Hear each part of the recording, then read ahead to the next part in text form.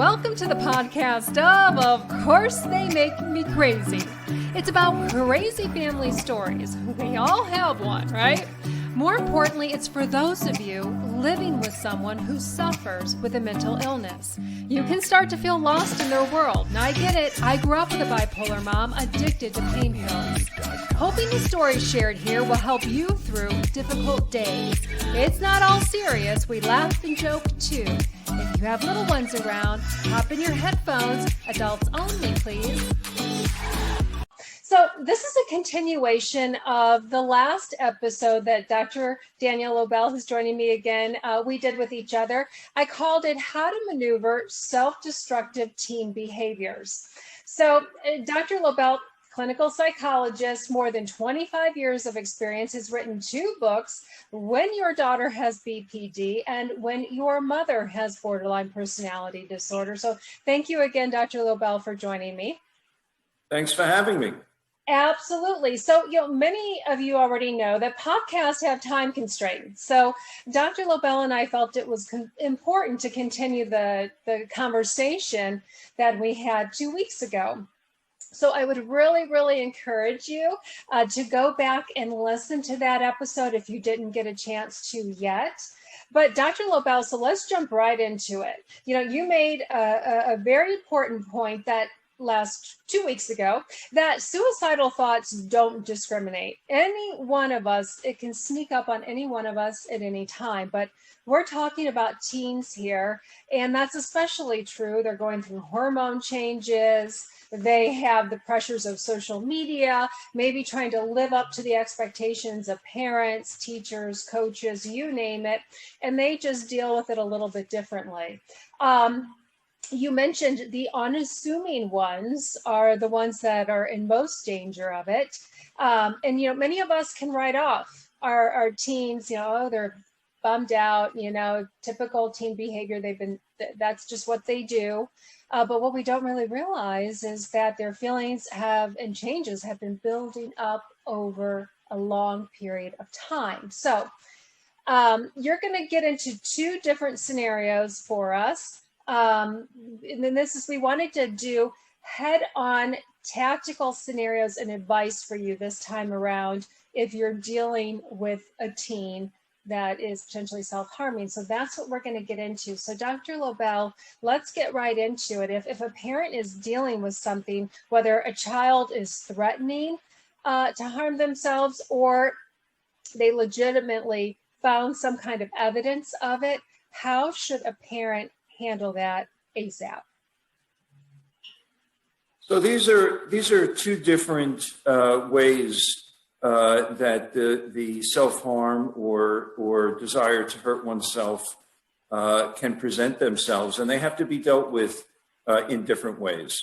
Mm-hmm. So let's take first the child that is threatening suicide if they don't get what they want. And this happens quite a lot. Actually, not only is it common amongst teens, but teens that have found that to be successful, which you may be surprised how many of them do, repeat the behavior on a regular basis. Yeah. And so let's say the child wants to borrow the car, the child wants to go out, or back in my day, maybe the child wants to sleep on the street for 2 days to get Grateful Dead tickets. The parent says no, and the child says, "Well, I'll kill myself if you don't let me do it."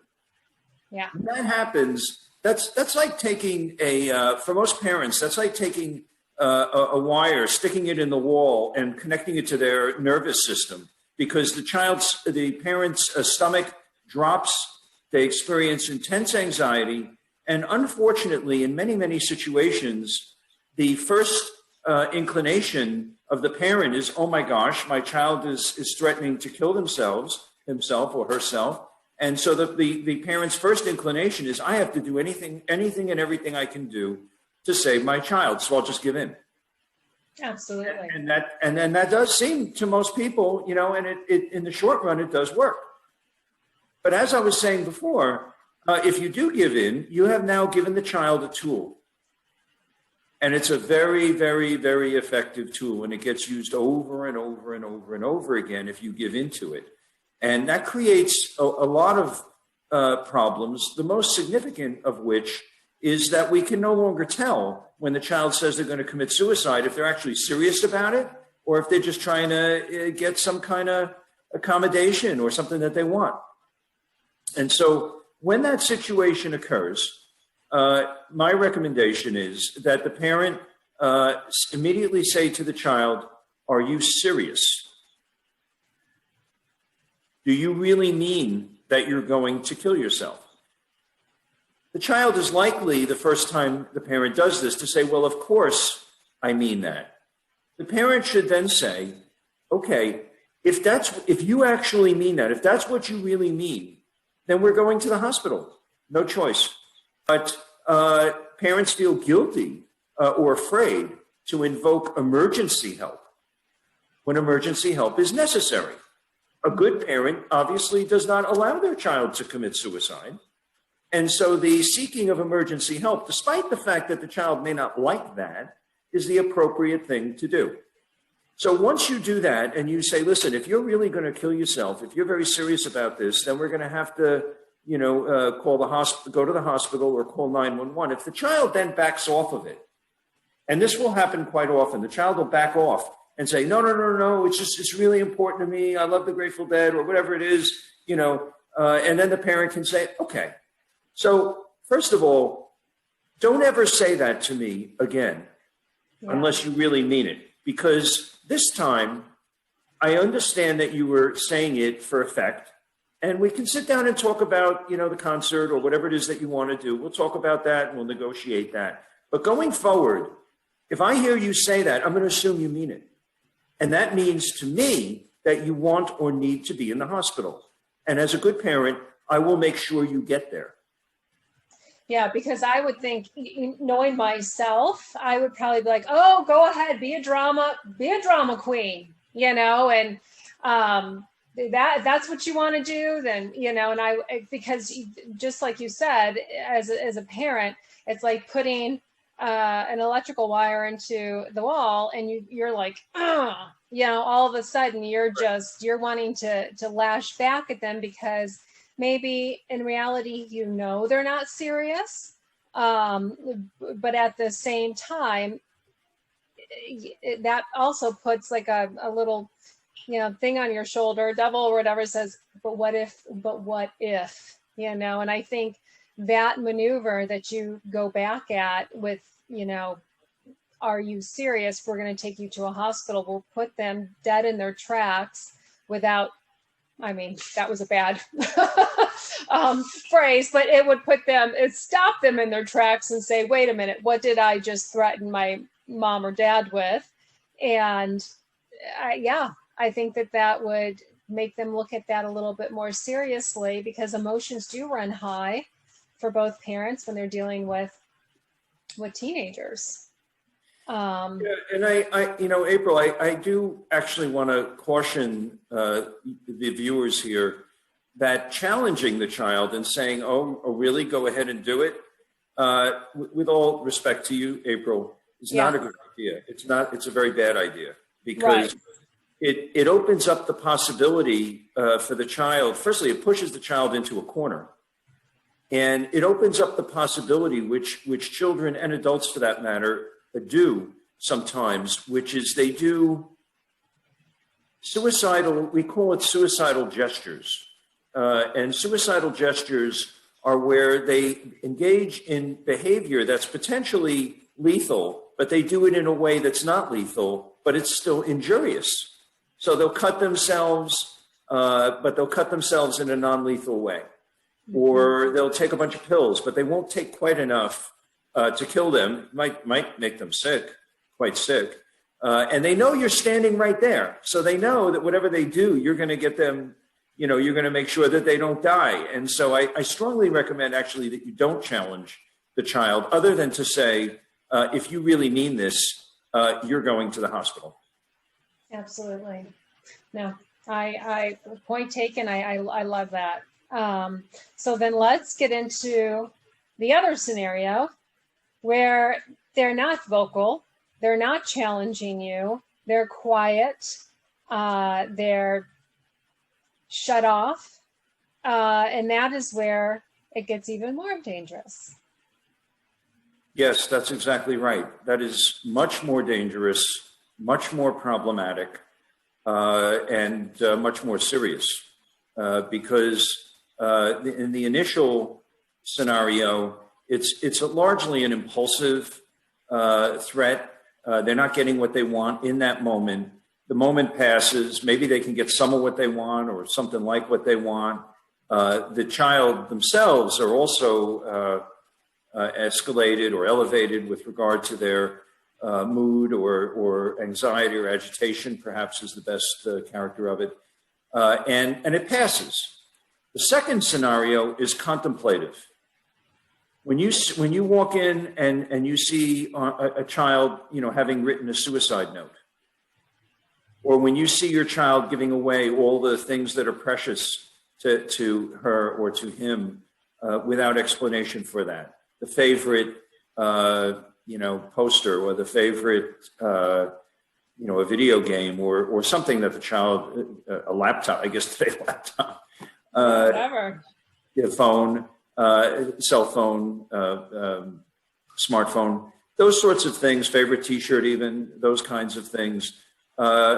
And also, many of the parents I talk to, and we can talk a little bit more about this because it's kind of a sticky issue. Parents sometimes do monitor their children's emails, texts, and social media. We're talking about minors now, children who are under 18 years of age. Mm-hmm. Parents often feel guilty about that. However, those materials provide quite a window into the child's thinking and activities. And it's often through those windows that they discover that the child is contemplating suicide, maybe talking to other people about it. There are actually websites and other social media that actually talk, I know this sounds strange, but talk positively about suicide. There was a movie recently that spoke to that, different ways to commit suicide. There are websites that are set up for suicide, for assisted suicide for terminal patients, but teens can get hold of those websites and find out how to hurt themselves. So if, as a parent, you see any of these things, even though the child has not come to you directly, you must confront the child. Now, when I say confront, and this is true in all of my practice, when I say confront, everybody bristles. I hate confrontation. I hate conflict. I don't like to do that. And so many people are uncomfortable with confrontation. When I talk about confrontation, I'm talking about the general category of confrontation, speaking directly, not speaking about angry confrontation. And certainly in this situation, there's nothing to be angry about.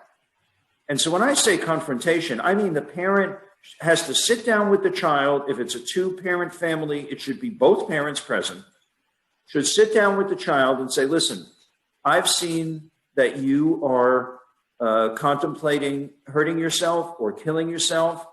I did not until this point realize how much pain you are in. That is a validating statement. Mm-hmm. People don't commit suicide unless they're in a lot of pain.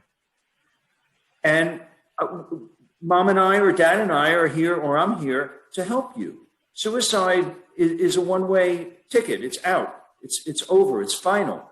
We can help you to a better life. You're a young person. There are lots and lots of different methods and lots of different answers. Let's sit down and talk about this.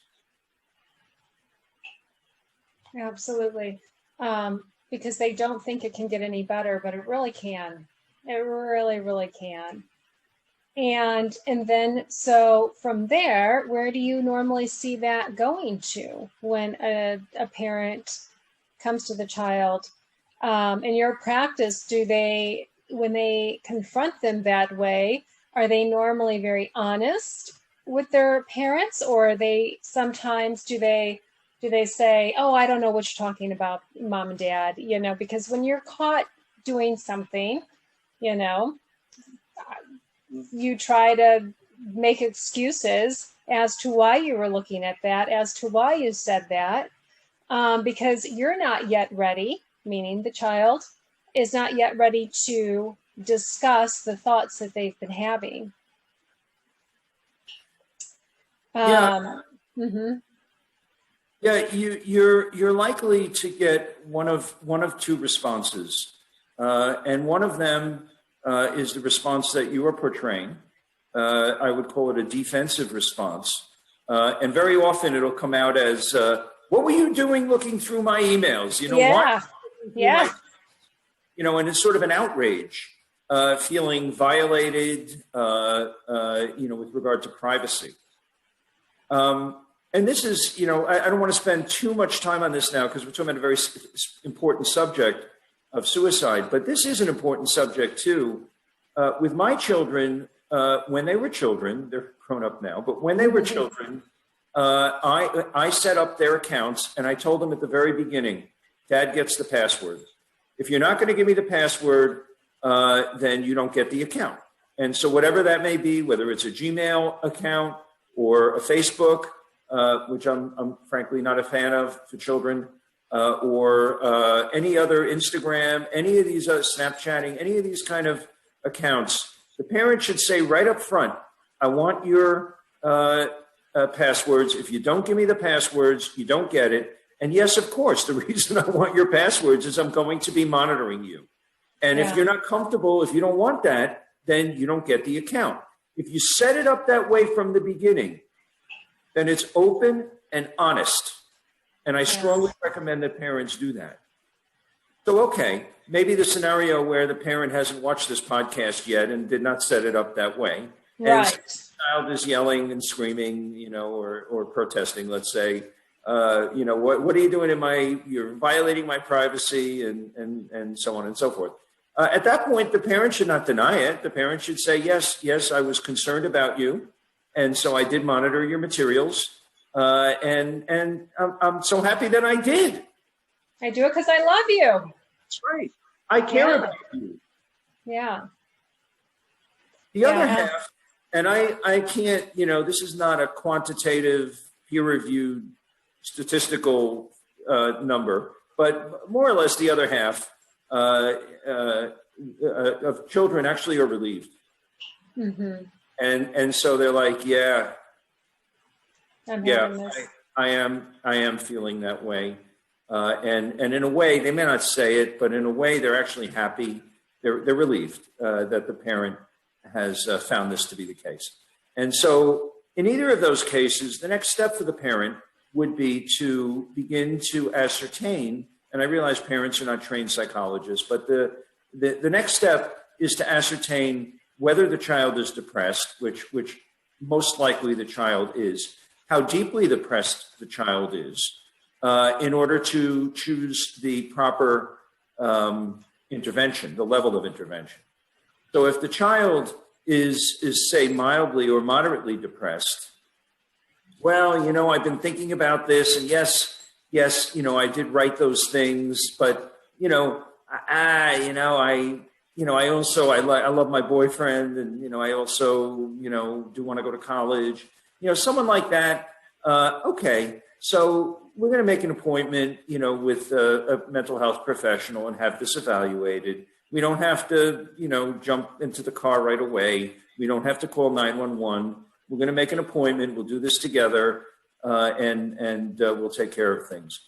If the child is severely depressed, if the child hasn't eaten for a week, the child's not sleeping, if the child has evidence of injuries on their body, self-inflicted injuries, if the child is a cutter, and we haven't spoken about that yet, but cutting children or even adults for that matter with certain personality disorders cut themselves without necessarily wanting to commit suicide. Nonetheless, self-injurious behavior is a morbid indicator. Yeah, absolutely. Yeah, I reading about it, it says when they cut themselves, it's kind of like they're releasing the tension of what they have going on in their bodies. I can't relate, but that's what it's to put their mind somewhere else, when it's not being, when they're just, of course, not in that serious point of their life of wanting to really harm themselves, but they do it to, you know, so I hate to hear anybody would do that to themselves. I mean, it's terrible, April. Sometimes I see people with scars all up and down their arms and legs. Those are the most typical spots, yeah, I guess, because they can be covered, maybe because they're most accessible. But if you determine that the person has a high level of lethality, and like I said, previous self-injurious behavior, and a very, very big predictor, it's one of the strongest predictor that we use clinically is the presence or absence of an actual plan. So a child who says, or an adult for that matter, but we're talking about adolescents now, yeah, I think about that. I don't really know how I would do it. I have to do some reading on that or right. Something like that. Okay, we can make an appointment for next week and meet with a mental health professional. Child that says, I have this blade that I've saved from chemistry class or anatomy class. That's a very high level of lethality. Yeah. In that situation, that child needs medical care immediately. Mm-hmm. Absolutely. Yeah, it's just hard to stomach even hearing you say something like that. Going back, I was flipping through Instagram, I think it was yesterday, and there was this post from a girl. She's older now, in her, I would assume in her 20s, and she experienced that situation of cutting. And so she gave herself a tattoo over her scars that said survivor. And then, the whole post was about, this is what I did in the past. And boy, am I happy that I didn't let that go. And, I live a beautiful life now. And so I think that some, they just have to realize it's a phase, a potential small heart gut wrenching phase of their life portion, and that it'll open up to bigger and beautiful things. But that's right, April, and the significance of the depression level speaks exactly to what you were just saying. Depression actually, it's a mood disorder that affects your nervous system. And in doing so, it affects the way you think and it affects the way you perceive things. And so what we typically see in people who are acutely suicidal is that during that time, and it's much to your point, April, that during the time when they're thinking about suicide or actively engaging in suicidal behaviors or gestures or things like that, the world looks very dark. They see no light. They see no possibility of any kind of recovery or anything ever getting better. But once the depression is treated, the world looks differently. It's exactly what you say. And so the darkening of the world is chemical. Mm-hmm. The actual chemical we think is serotonin, or a combination of serotonin and norepinephrine. But and that's why most of our antidepressants today affect the level of serotonin in the brain. But once you get the right level of serotonin, then, oh, wow. And so many people have come to me, especially when I used to practice hospital psychiatry, and people would come to me and say, wow, I can't believe if I didn't get care, I would have actually killed myself. And I look back on it now and it's like, oh, thank God, that you guys stopped me from doing it, because I see now I have a bright future. Absolutely. And that's what we hope for them. Hope with people listening to this podcast is that, I can't imagine being a parent and having to deal with what they're dealing with. But more importantly, I remember back in the days of being a teen, and it was tough.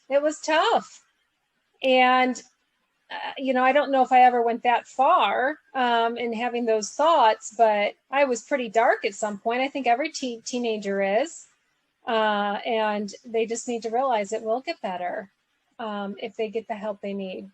And mom and dad need to be there, and I can't imagine the pain somebody feels if they actually had a child go through with it. and it was probably the case of they didn't know that the child was going there. And that's why you really have to watch them and watch their behaviors, and don't think, oh, I'm just being ridiculous. Tap into your intuition on that. If you're a single parent and you're working all the time, and your attention is trying to put food on the table and making sure that they're clothed, and you're running from job to job and not really seeing that can get really tricky for some, and I'm sure it happens more often than we know. It does, and I have worked with parents in that situation, and what they're almost always, I think I probably could say always, in my experience, is they always feel that they should have known. Mm-hmm. And so, is there a circumstance where they couldn't have known? I kind of tend to think that, look, some parents are more intelligent, some are less intelligent, some are more savvy, some are less savvy. Some parents are more involved with their children and have much more of an open discourse. Some don't. And those are all factors in terms of whether one might have known or should have known. But they're generally left with that feeling, and they verbalize it to me, I should have known. Yeah. And as we're discussing today, and we're trying to, part of the purpose of this podcast, at least in my mind, a very important part of it is to help parents to realize there are early signs. There are things that you can see that require attention. This, amongst many other items in adolescence, should not be ignored. Substance abuse should not be ignored. Suicidal ideation, thoughts, behaviors should not be ignored. Those kinds of pitfalls of adolescence, if you will, should never be ignored. They need to be confronted and dealt with. And the good news is we really can help people with this stuff. Depression is treatable.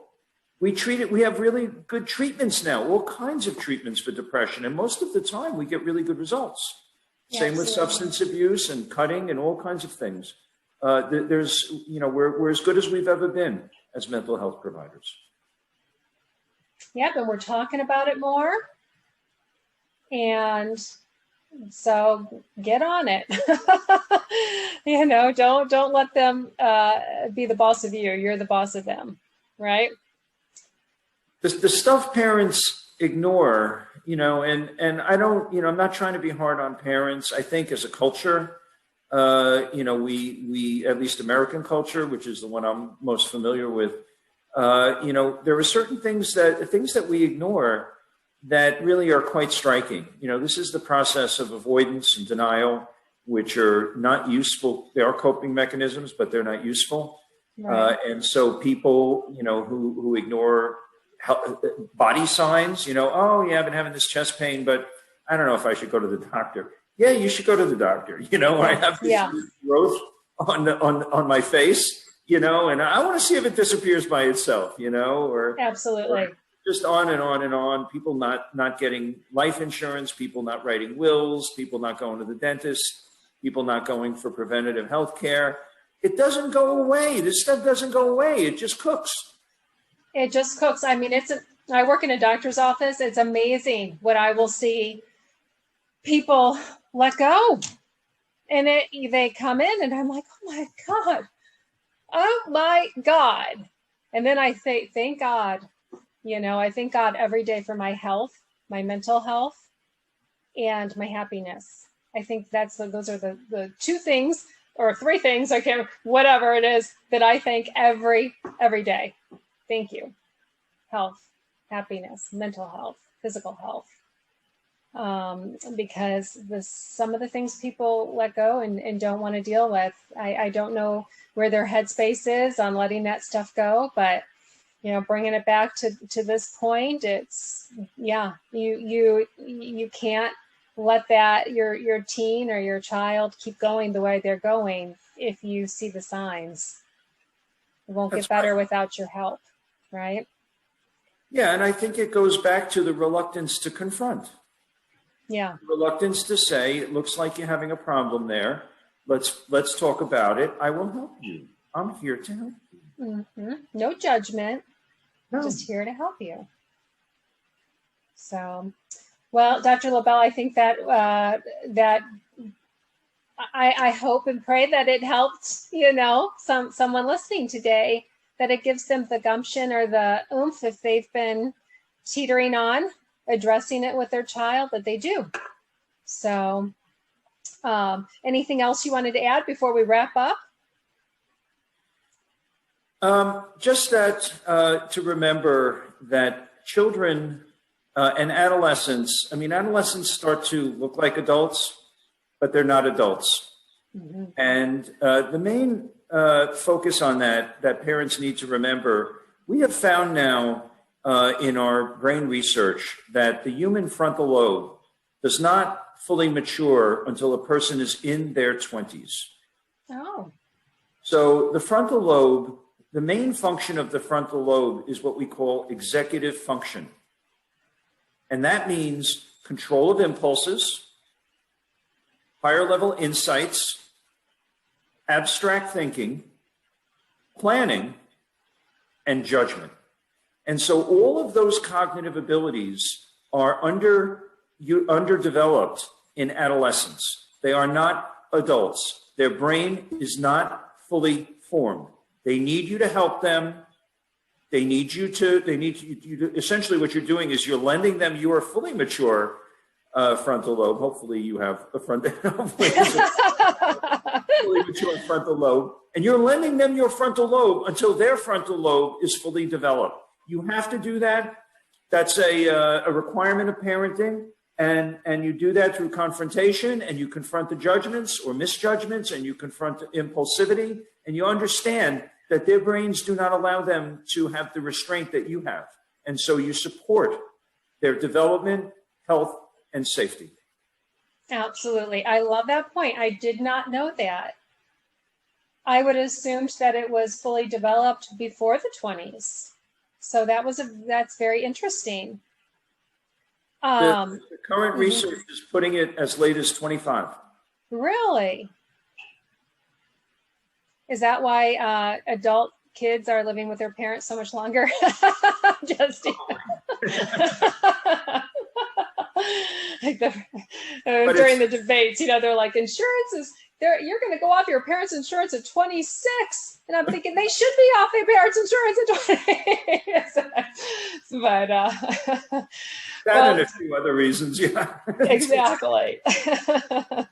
Well, and two, I think if parents are actually listening to this episode, they're aware and they're putting that step forward and into wanting to do better. So I commend them for doing that too, and learning more about it. So, and I do appreciate you being on again with us. All righty. Well, we'll just go ahead and wrap it up here. They can reach you at mysideofthecouch.com. Is it .com or .org? .com. .com. Okay. mysideofthecouch.com. So.